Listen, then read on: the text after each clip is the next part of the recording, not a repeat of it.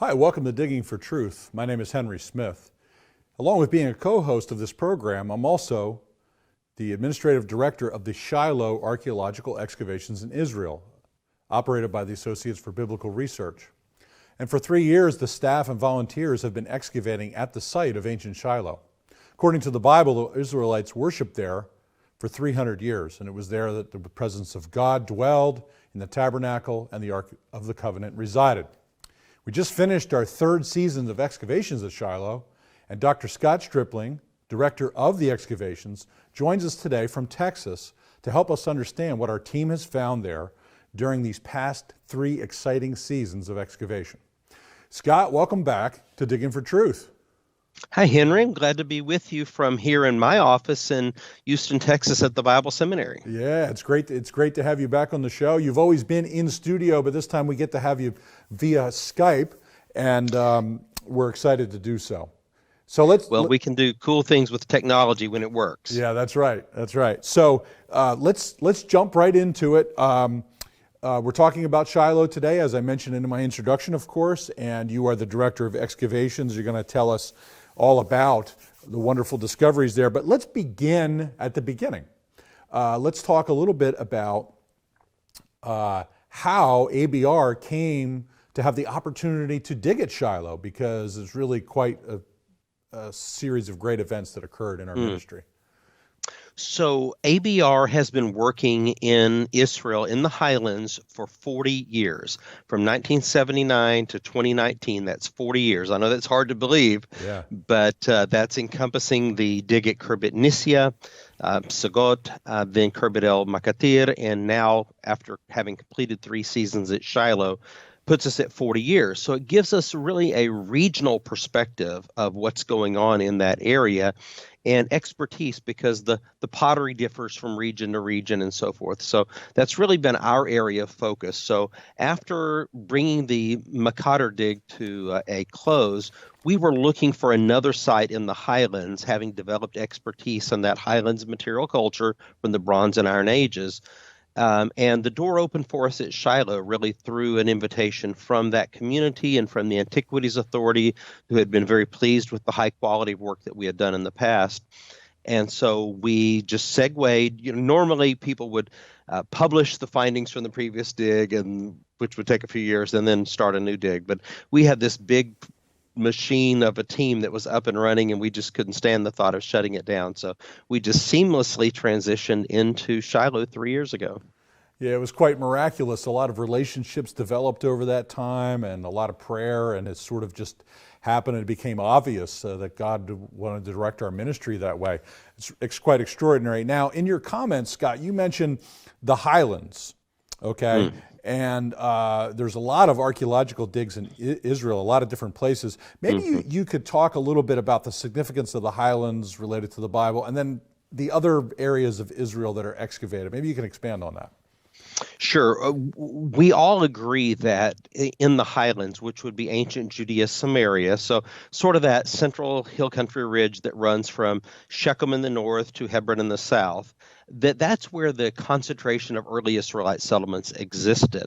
Well, ironically, there's been very little work that's been done in that region in comparison to, say, the Shephelah, the coastal plain, where hundreds of excavations have taken place over the last century. In the Highlands, I mean, you've got like a dozen excavations, apart from some of the salvage work that the Antiquities Authority has done. Much of that hasn't been published, and what has been published is normally only in Hebrew and not fully accessible to the academic community. So, since the British Mandate period, you're looking at the work that we have done in the Highlands now with these 3 sites, plus what maybe Callaway did at Tell, and Finkelstein at East Sarta, and that's about it. So we really have a lot more questions than answers at this point regarding that ancient heartland of Israel. Yeah, it's interesting because our viewers who are familiar with the narratives of Joshua and Judges, sometimes the translation says the mountains or the hills or the hill country, something like that. And all these other areas have been excavated so much, and so we have this opportunity not only did they get Shiloh, but to look at the bigger picture of this area that the Israelites occupied. It's quite extraordinary. Yeah, it really is amazing for us. It's a dream come true, really, to have these sites that are accessible to us and the relationships to open the doors to look at this material firsthand. And archaeology is so amazing because this gives us an opportunity to do firsthand scholarship. We're not just taking what someone else said about something. Just a couple of days ago, I was looking at a very well-known source that documents all of the Bronze Age fortifications, something people refer to all the time. And it had Shiloh in there. And Gary Byers sent it to me and said, hey, is this stuff accurate? And there were 6 facts that they had about Shiloh and the fortification system. 5 of the 6 were highly inaccurate, not even close to being accurate. And so that just gives you a look at what we're dealing with. Sometimes when there's data that is out there, it's not verified data yet. That's interesting. Let's build on that thought a little bit, Scott. We got about a minute and a half to do that. We love archaeology. It tells us a lot, but we've got to be careful at times about conclusions. And it's interesting you say that because people picked up on some of the scholarship done with honesty and transparency, we assume, right? Draw conclusions, and then we find out later that those conclusions are completely wrong. Talk about that a little bit, because that's important for our audience to understand. Well, I think we all have to have humility. There's a lot more that we don't know than we do know. We have found that over time, and I would just have to say to the credit of the archaeological community, the philosophy has generally been, let's do an area of a site, of a tell, for example, and then let's leave it for the next generation when the technology is better. Well, we're going to talk about wet sifting later, but that will really bring it into focus. I mean, some of the conclusions that we've drawn have been based on only 25% of the evidence. We've been throwing away the majority of the evidence. And so you think our conclusions might be a little skewed.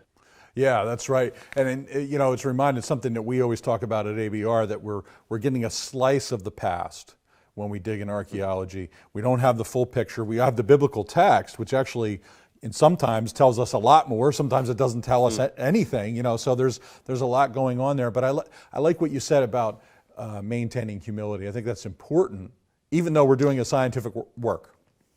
Well, it has to be interpreted also. We have good data, but then it's silent. I mean, we have to bring interpretation to bear. And Henry, the Bible is our number one go-to source for that part of the world. Yeah, that's right. It's an ancient text. At the very least, we believe it's the Word of God, but at the very minimum, we want to ask people to consider it seriously as an ancient text that tells us a lot about that time in history. Folks, thanks for joining us for this episode of Digging for Truth. We're here with Dr. Scott Stripling talking about the excavations at Shiloh, and we'll be right back. Please don't go away. In a culture of intense Bible-denying skepticism, Associates for Biblical Research exists to strengthen followers of Jesus by affirming the authority of the Bible. Our archaeological fieldwork and original research form a strong foundation in upholding the reliability of the Scriptures. For students or anyone asking if they can really trust the Bible, please visit our website and partner with us by joining our prayer team or financially supporting this ministry. And thank you for standing with us.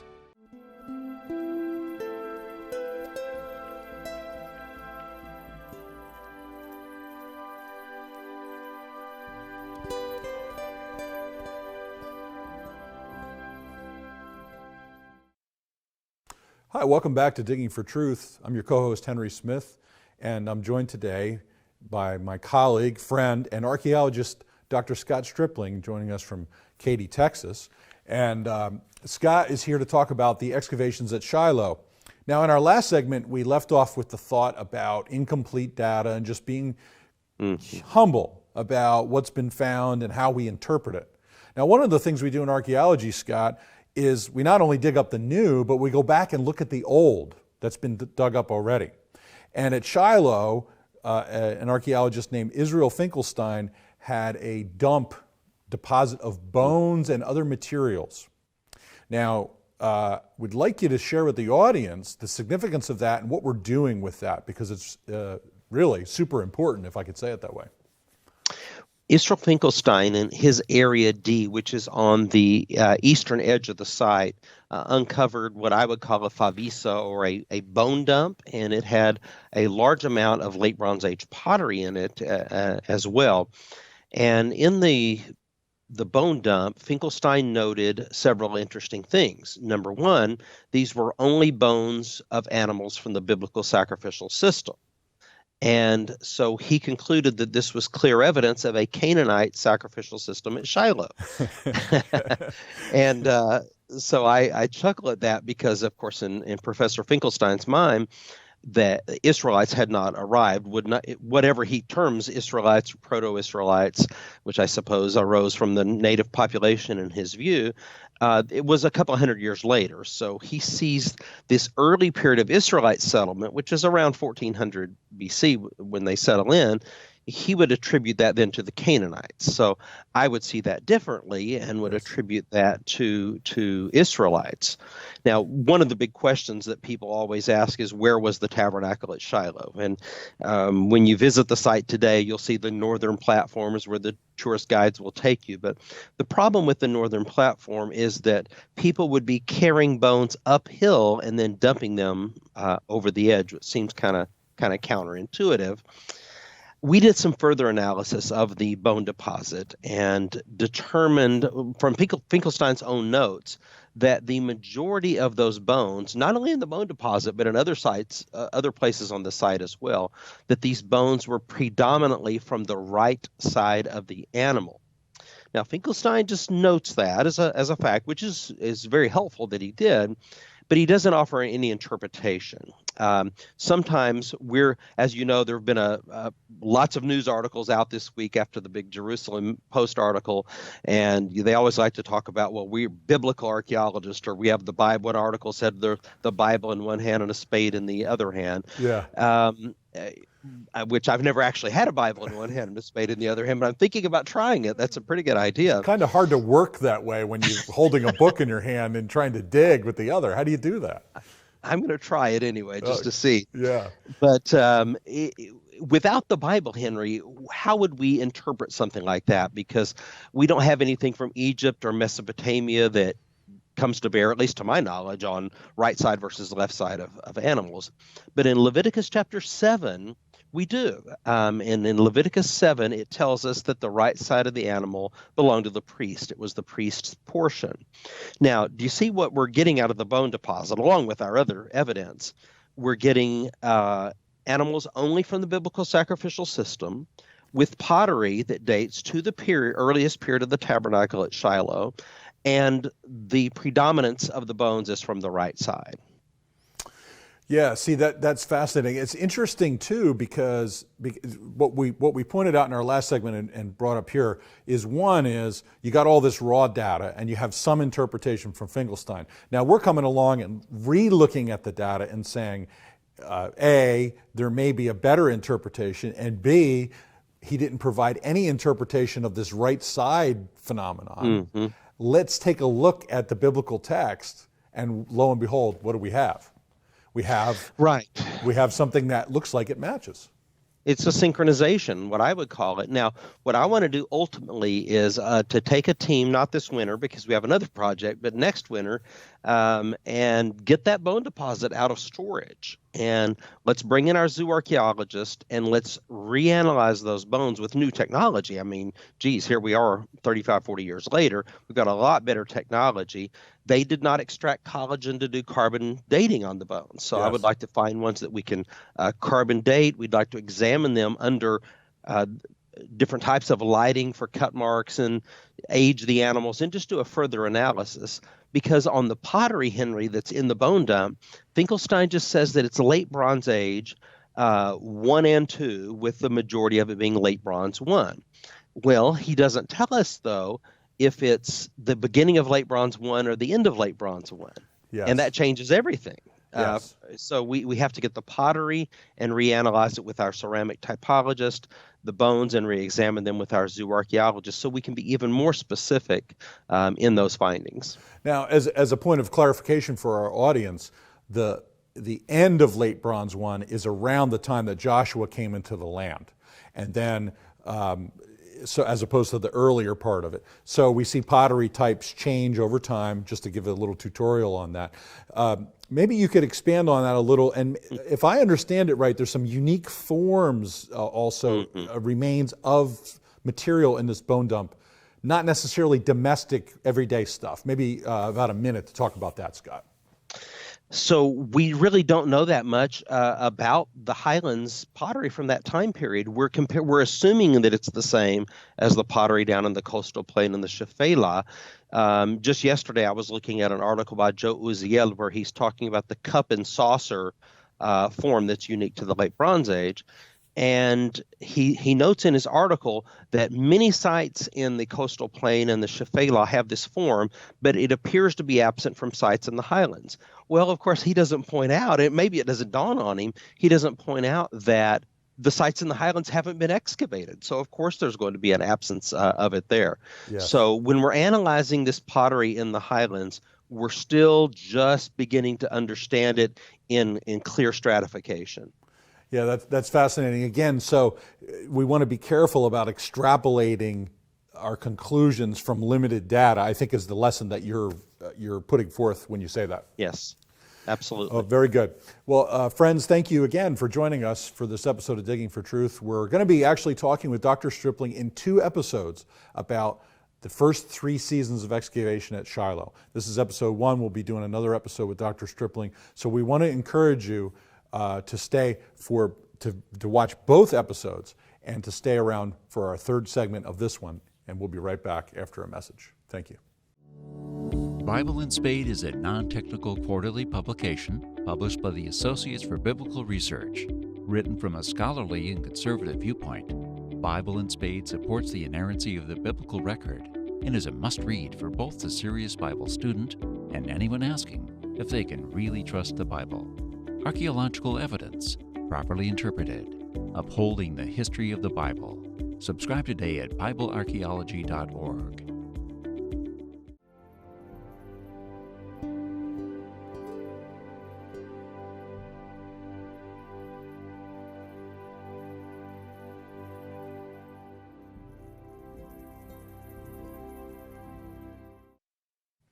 Hi, welcome back to Digging for Truth. I'm your co-host Henry Smith, and I'm here today with Dr. Scott Stripling, the Director of Excavations at Biblical Shiloh and the Provost of the Bible Seminary in Katy, Texas, where Dr. Stripling is establishing and building an archaeology program. Now, Scott, we were talking about looking at Finkelstein's bone dump, and one of the ways we're going to look at that and other remains and new remains is with our state-of-the-art wet sifting facility. Go ahead and talk about that and whether or not that's been a good investment. We excavate about 7,000 bones each season, bone fragments, but that's a lot. And then we analyze each one and we take it through our protocols because each piece of evidence could be critical as we then compile it all at the end.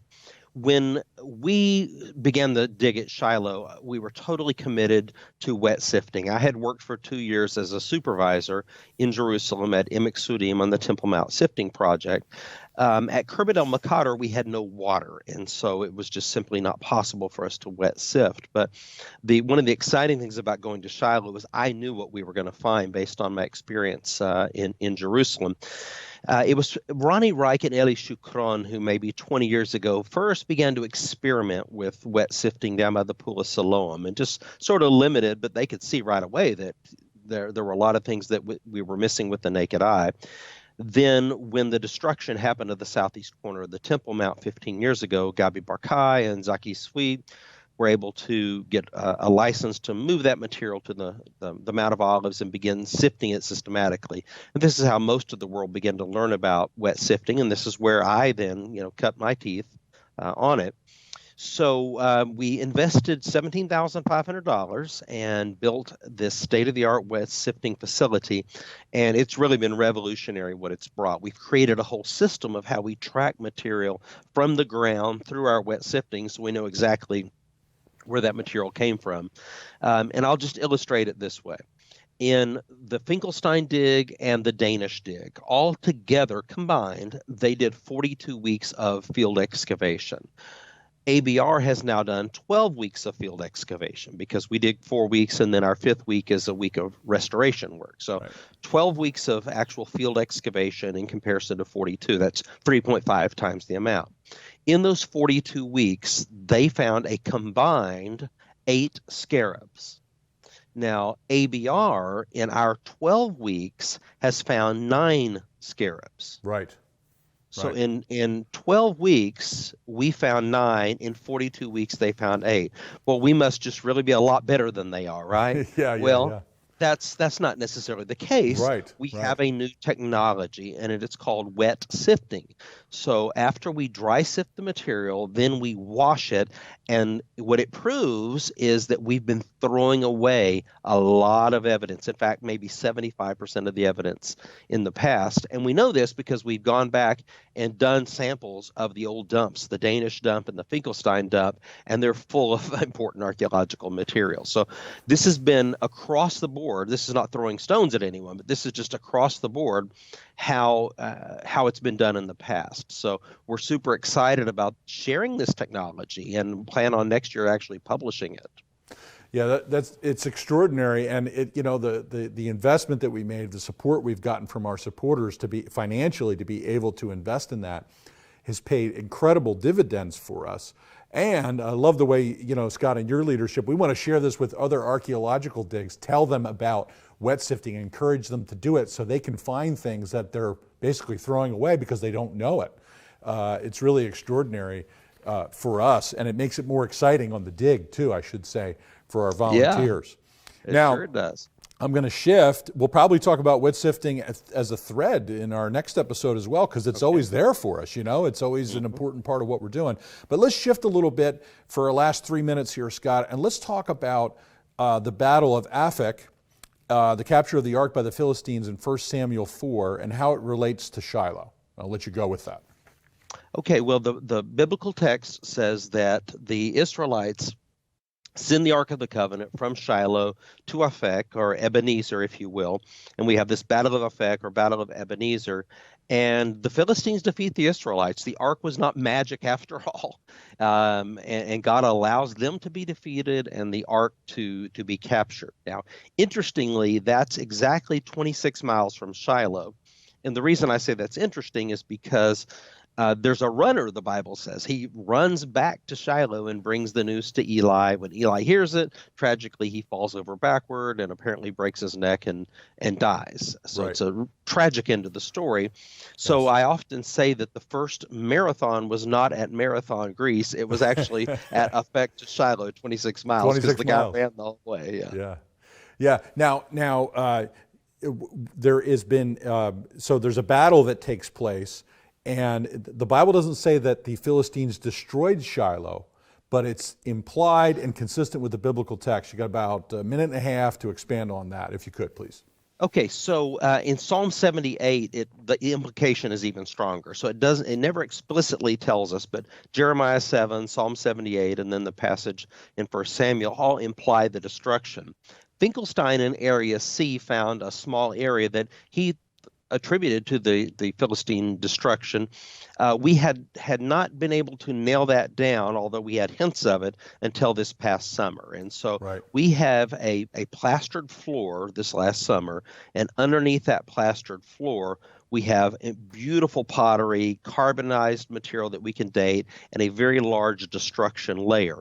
When we dated that, our carbon date came back and it matched the ceramic date to 1060 BC plus or minus 30. And I would date the destruction of Shiloh, or the capture of the ark, if you will, to about 1075. So it was just really exactly what you would expect. So I think we can now say with a high degree of confidence that the Philistines did indeed destroy Shiloh, and we've illuminated then the biblical text. Yeah, that's fantastic, Scott. So, we just keep finding more that seems to be consistent with the biblical account, and we'll continue doing that in future seasons. So, friends, I want to thank you for joining us for this first episode with Dr. Stripling. He's going to be back for another episode to talk more about the evidence from Shiloh, and I hope you'll join us for that. But I just want you to think about, as we depart from this episode, this picture of God's mercy and judgment at Shiloh. That gives mercy through the sacrificial system, and judgment upon his people because of their sin. And in Christ, we see the picture of both. Jesus' death taking upon the wrath of God and releasing us from our sin, but not as a temporal act, a permanent, eternal act for those who believe in him. And we hope you'll consider the claims of Jesus and his death and resurrection. Thank you for joining us today.